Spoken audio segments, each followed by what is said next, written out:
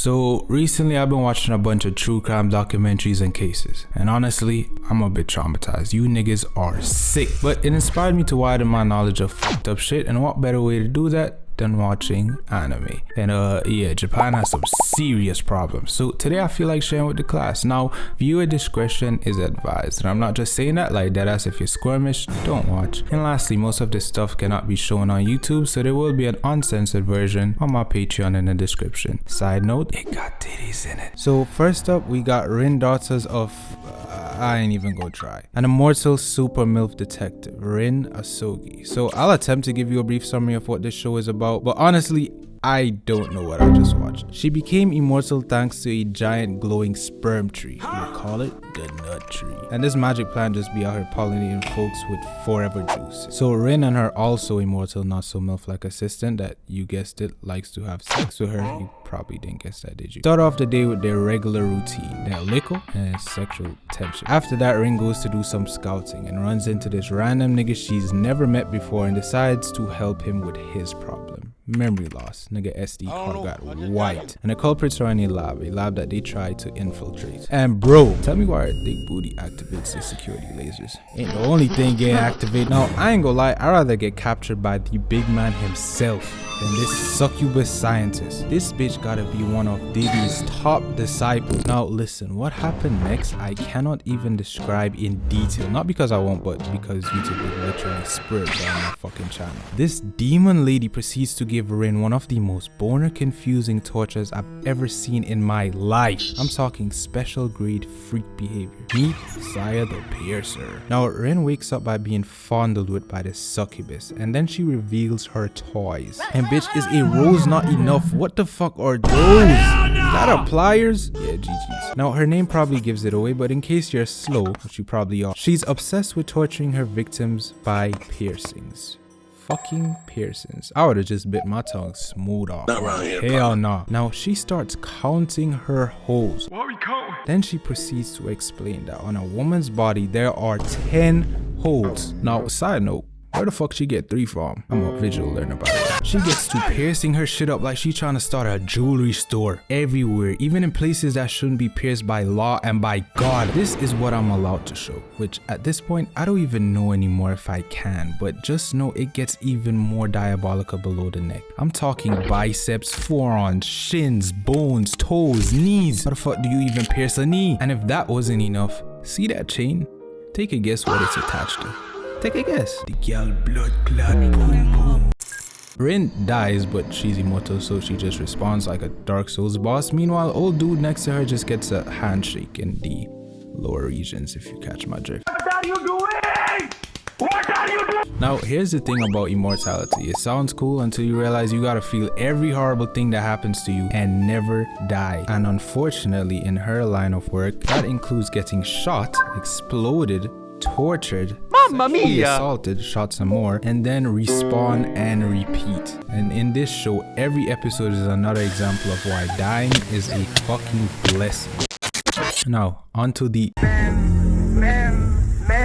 nut tree turns them into angels. Finally, a fucking W from they are literal sex-motivated demons that run around with pure instinctual lust, scraping and murdering every and anyone in their path.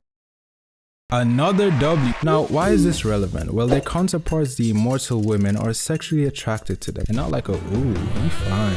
I mean a Twitch mod at a convention type of down bad. They literally and figuratively go weak in the knees in their presence and yearn to be embraced by them, which in this case is being, yeah. Another now that's the premise for the first 3 episodes of the show. The other 3 I literally cannot explain to you, nor can God himself. And it's simply because I don't know if the writers or directors just said fuck it and did a line, but basically it's God versus cyborgs versus immortal lesbians versus demonic angels. And Ginta, who's a good boy.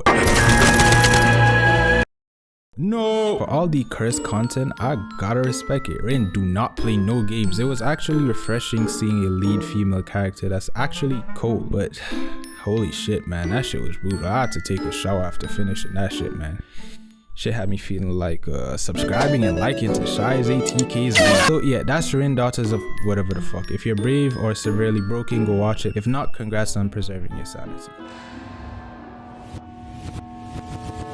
It's the high school DxD of gore. It pushed the boundaries of what could be aired at the time, and whenever there's edgy gore around, there's also teenage white kids that are gonna start a cult around it. And that is indeed what they did.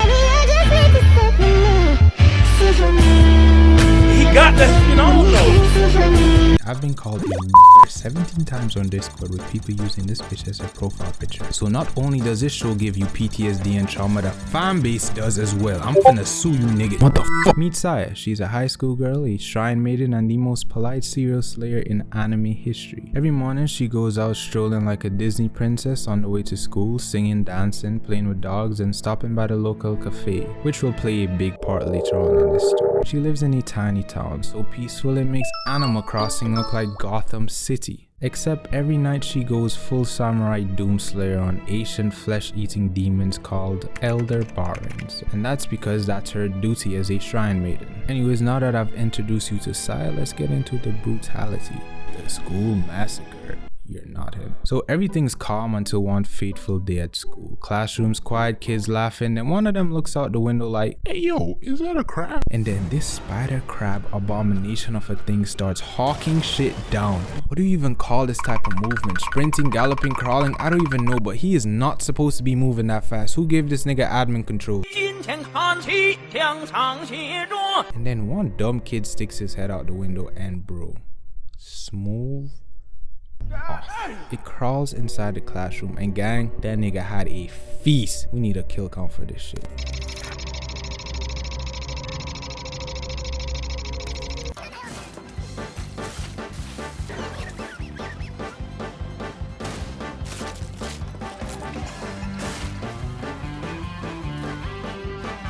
After seeing 4 of her classmates get absolutely butchered, the so-called protector ain't protect not a goddamn thing, finally decides to draw her sword. Now, I'm thinking she about to lock in, and for a quick second, she does. They have a little scrap and she's doing fine, but this nigga is hungry. Goddamn, brother, been fake. Who you think you is, Luffy? She kicked the shit out that nigga, sent that boy flying through the hallways without a pass. And some shattered glass gets broken and hosed the fuck out this nigga. Then these 2 idiots tried sneaking behind him. Where's you going?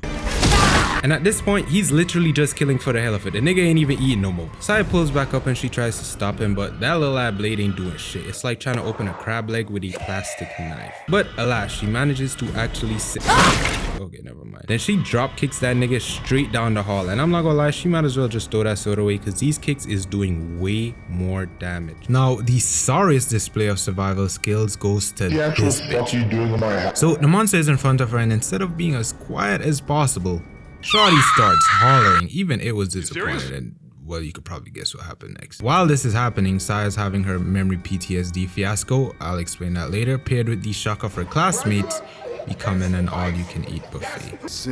And then this demon crustacean walks up to Saya and it fucking talks English, well, Japanese, but human language. Bro, that sounds the same level as when the great apes spoke. It's something about monsters who appear to be purely instinctual, mindless beasts that are actually sentient, intelligent beings that give them another tier of fuck this shit. Then the nigga gonna ask some disrespectful shit talking about, why you mad? Like, bitch, you just ate my whole classroom. Why you think? Class rep bails her out with a fire extinguisher and shouldn't they did that? Then it makes its way to the top of the school building where the students manage to escape and hide. Now, I don't know if the obsessed seafood ball bitches on TikTok got under this nigga's shell, but for some reason he or she, I don't know. How do you tell if do crabs got dates? Anyways, it does the girls the absolute worst for some reason. It breaks through this door and propels himself at Mach speed at this poor girl. I feel like this is exactly what a Pokemon would look like and would do in real life. Saya finally locks in, and yeah, her eyes do that sometimes, don't mind that. And kinda goes ballistic on this thing, but at this point the damage is already done, nigga. 15-1, get back. The failed arc.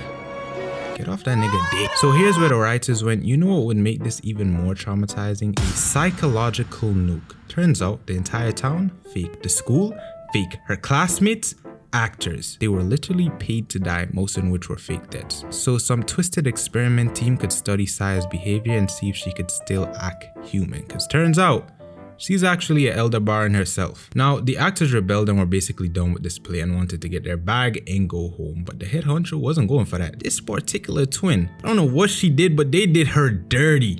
He grabs her by the legs and starts pulling them apart. apart. And I don't want to go into too much detail either, but this is probably one of the worst deaths in anime, period. You could probably imagine what happened. Finally, after all this drama is over, the guy controlling this twisted skit is none other than the barista from the coffee shop. He then takes the two remaining actors that didn't switch up and leaves the fake city, but everyone knows once the play is over, the stage must be clean. And unfortunately, the janitors assigned to this duty are very precise. I wish I was joking, but they start blending people like fruit smoothies, making human kebabs, just throwing them bitches back like a pack of peanuts. Not gonna lie, bro.